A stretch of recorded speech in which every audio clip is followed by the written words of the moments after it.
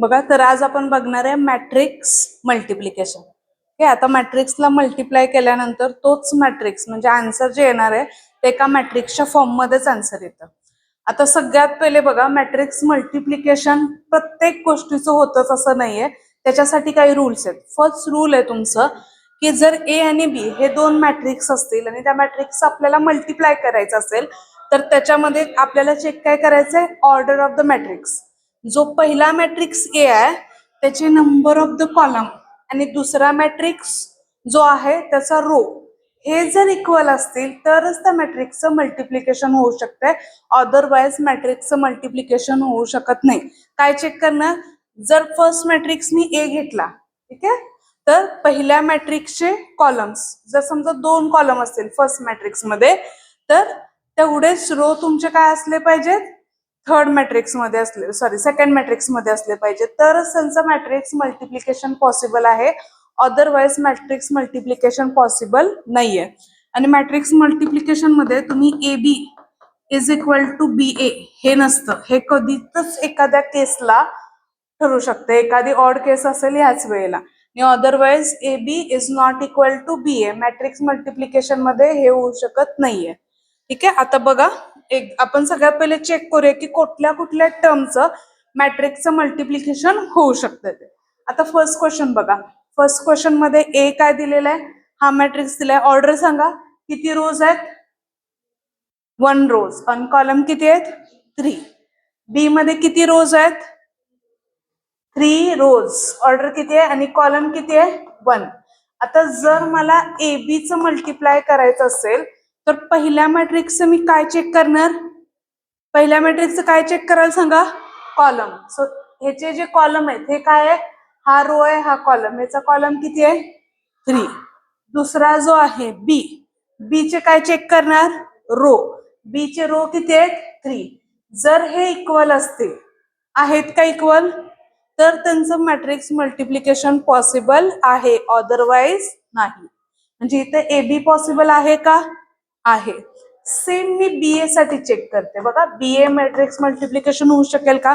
आता इथं सगळ्यात पहिले काय कन्सिडर करायचं, बी हा फर्स्ट मॅट्रिक्स कन्सिडर करायचा. बी काय करणार, फर्स्ट मॅट्रिक्स कन्सिडर करणार. तर बीचं काय चेक करणार आता सांगा मला, व्हेरी गुड, बी चे कॉलम. बी चे कॉलम किती आहेत, हा रो हा कॉलम किती आहे, 1. आणि ए च काय चेक करणार, रो. त्याचा रो किती आहे, 1. हे सेम आहेत का, आहेत. म्हणजे ह्या केसमध्ये बी ए आणि ए बी हे तुमचं आन्सर पॉसिबल आहे. मॅट्रिक्स मल्टिप्लिकेशन पॉसिबल आहे बट इक्वल नाहीये. पॉसिबल आहे बट इक्वल नाहीये. आता सेकंड केस मध्ये चेक करा. ह्याच्या केसमध्ये मॅट्रिक्स मल्टिप्लिकेशन ए बी आणि बी ए साठी चेक करूया. बघा, ए बी साठी पॉसिबल होईल का, पहिल्याचे काय चेक करणार, कॉलम. दुसऱ्याचे रो. सांगा फर्स्ट मॅट्रिक्सचे कॉलम किती आहेत, हे काय आहेत, कुठलं कन्सिडर करणार, रो कुठला, कॉलम कुठला, हा आहे रो, हा आहे कॉलम, हा आहे रो, हा आहे कॉलम. काय चेक करायचं आहे, पहिल्या मॅट्रिक्सचं कॉलम आणि दुसऱ्या मॅट्रिक्सचं रो आहेत का इक्वल, आहेत. म्हणजे ए बी तर पॉसिबल आहे का, आहे. आता बीए साठी बघा, बीए साठी पहिलं काय कन्सिडर करणार, ए हा फर्स्ट मॅट्रिक्स कन्सिडर करणार. फर्स्ट मॅट्रिक्स आपण काय बघतो, नंबर ऑफ कॉलम. पहिल्याचे कॉलम किती आहेत, 2. दुसऱ्याचे रो किती आहेत, 3. आहेत का इक्वल, नाहीयेत. म्हणजे ह्याच्यात मॅट्रिक्स मल्टिप्लिकेशन बीए चं पॉसिबल आहे का, नॉट पॉसिबल. पॉसिबल आहे का हे, नॉट पॉसिबल. नेक्स्ट, आता याची ऑर्डर सांगा. ए ची ऑर्डर किती आहे, 2 बाईट. बी ची ऑर्डर किती आहे, किती रोज आहेत सांगा, 2 रोज. आणि कॉलम किती आहे, 3. ए बी साठी चेक करा. ए बी मॅट्रिक्स मल्टिप्लिकेशन साठी चेक करा. पहिल्याचे कॉलम दुसऱ्याचे रो आहेत का इक्वल, फर्स्टचे कॉलम दुसऱ्याचा रो इक्वल आहे. बी टू ए जर रिव्हर्स आला तर बी टू ए बघा, पहिल्याचे कॉलम दुसऱ्याचे रो आहेत का इक्वल, नाही. म्हणजे बी ए पॉसिबल आहे का, नाही. म्हणजे हे इथपर्यंत समजलं तुम्हाला सगळ्यांना मॅट्रिक्स मल्टिप्लिकेशन कोणत्या कोणत्या केसला पॉसिबल आहे. आता काही काही पीवायक्यू फक्त या कन्सेप्ट वरती जेडबलईचे. म्हणजे जानेवारीमध्ये जो फर्स्ट अटेम्प्ट येतो त्याच्यामध्ये जर तुमचं पहिलं दुसरा मध्ये मॉर्निंग किंवा इव्हनिंग शिफ्ट असेल तर त्याच्यामध्ये ह्या बेसिक कन्सेप्ट वरतीचे पण पीवायक्यू आहेत. एवढ्या साध्या साध्या कन्सेप्ट वरती पण पीवायक्यू आहेत. फक्त कॅल्क्युलेशन थोडंसं लेंदी असेल त्या केसमध्ये, बट ह्या कन्सेप्ट वरती पीवायक्यू आहेत. आता बघूयात मॅट्रिक्स मल्टिप्लिकेशन. सगळ्यात पहिलं तर आपण काय करूया, ए आणि बी चं मॅट्रिक्स मल्टिप्लिकेशन बघूयात. आता ए आणि बी, हा बी इकडे लिहून देते. 3, 2, 1. ऑर्डर सांगा आता मला बी मॅट्रिक्सची. ए मॅट्रिक्सची ऑर्डर सांगा किती आहे. ए मॅट्रिक्सची ऑर्डर 1/3. बी मॅट्रिक्सची ऑर्डर 3/1. आता मला एबीचं प्रोडक्शन करायचंय. एबीच्या प्रोडक्शन मध्ये आपण काय बघतो, पहिल्या मॅट्रिक्सचा कॉलम, दुसऱ्या मॅट्रिक्सचा रो इक्वल आहेत का, आहे. आता हे सोडून जे राहतात ती ऑर्डर असणार आहे तुमची नवीन मॅट्रिक्सची. ही जी नवीन मॅट्रिक्स असणार आहे एबी, त्याची ऑर्डर किती राहील, किती रो राहिले बघा 1, आणि कॉलम किती राहिला बघा 1. Order of AB is 1/1. New मॅट्रिक्सची ऑर्डर काय असेल 1/n. समजले. आता बघा मॅट्रिक्स मल्टिप्लिकेशन करताना काय करायचं, फर्स्ट रोच्या इलेमेंटने फर्स्ट कॉलमच्या करस्पॉन्डिंग इलेमेंटला मल्टिप्लाय करायचं, आणि मल्टिप्लाय करून त्यांची ऍडिशन करायची. सो 1 चा करस्पॉन्डिंग इलेमेंट काय आहे 3. सो 1 चा करस्पॉन्डिंग इलेमेंट काय आला 3, प्लस 3 चा करस्पॉन्डिंग इलेमेंट किती आहे 2. सो 3 into 2 प्लस 2 चा करस्पॉन्डिंग इलेमेंट किती आहे 1. सो हा झाला 2 into 1. आता इथे ऑर्डर 1/1 आहे, म्हणजे एकच एलिमेंट मिळणार आहे. त्याचा आपल्याला काय भेटला, एकच एलिमेंट. किती आले 3 + 6 + 2, काय येते आन्सर बघा 9 + 2 11. हा जो आहे तो ए बी मॅट्रिक्स आला 11. 1/1. याची ऑर्डर किती आली 1/1. हे क्लिअर झालं. आता आपण B2A कडे जाऊया. आता ज्या वेळेला तुम्ही सुरुवातीला प्रॅक्टिस करता त्यावेळेला मी AB सॉल्व्ह करते तर पहिला मी ABच लिहिते. आता जर मला BA करायचंय, B2A कडे मूव्ह करायचंय, तर मी पहिला बी मॅट्रिक्स लिहून घेतला, ठीक आहे. देन ए मॅट्रिक्स लिहा.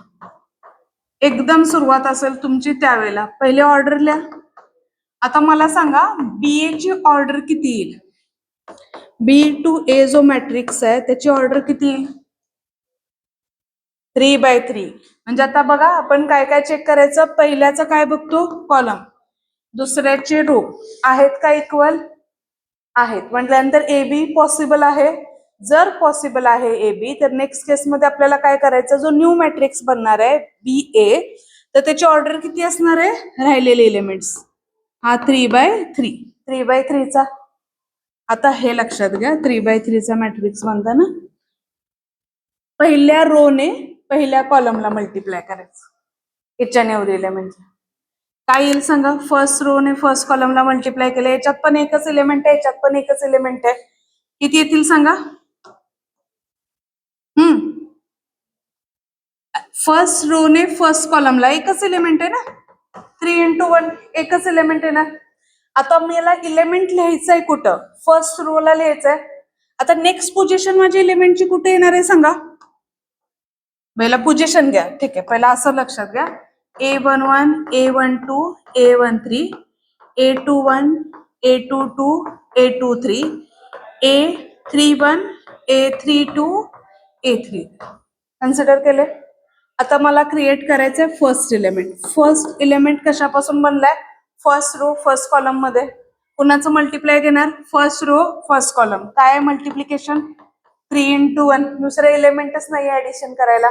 सेकंड एलिमेंट घ्यायचा A12, म्हणजे पोझिशन. कुठला रो घेणार तुम्ही आता, फर्स्ट रो. त्या फर्स्ट रोने कुणाला मल्टिप्लाय करणार, सेकंड रो. म्हणजे सांगा एलिमेंट काय येईल 3 3 जा.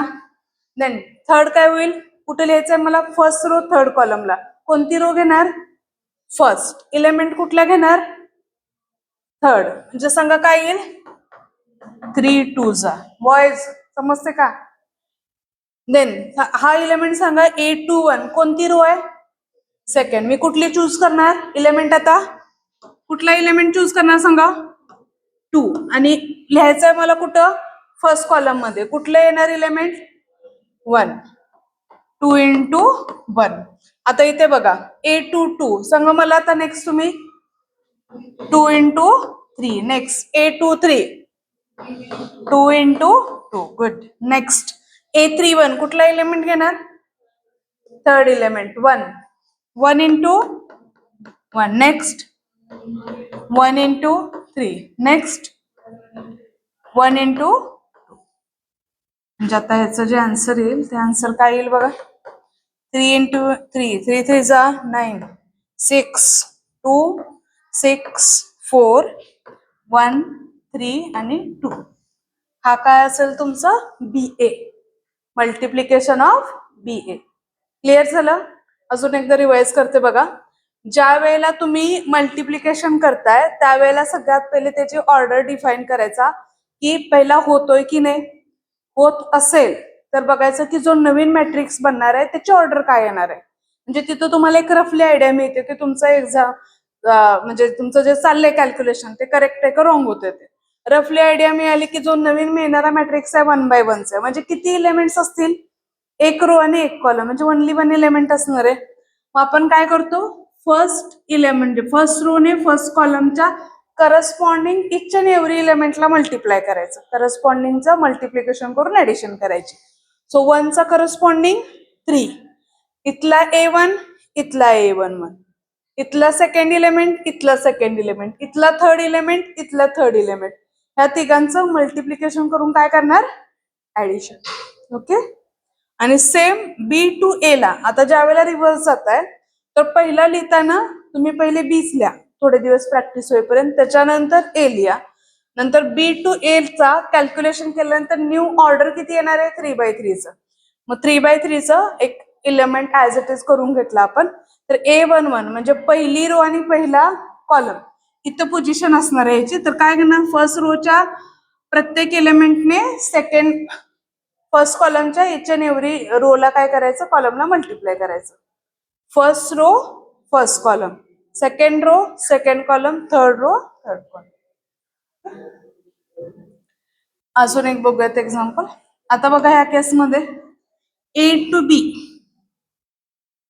एबीचं सांगा न्यू ऑर्डर काय असेल? एबीचं कोण सांगणार मला? न्यू ऑर्डर काय असेल?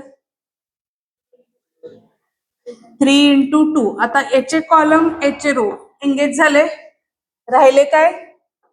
3 रो आणि 2 कॉलम.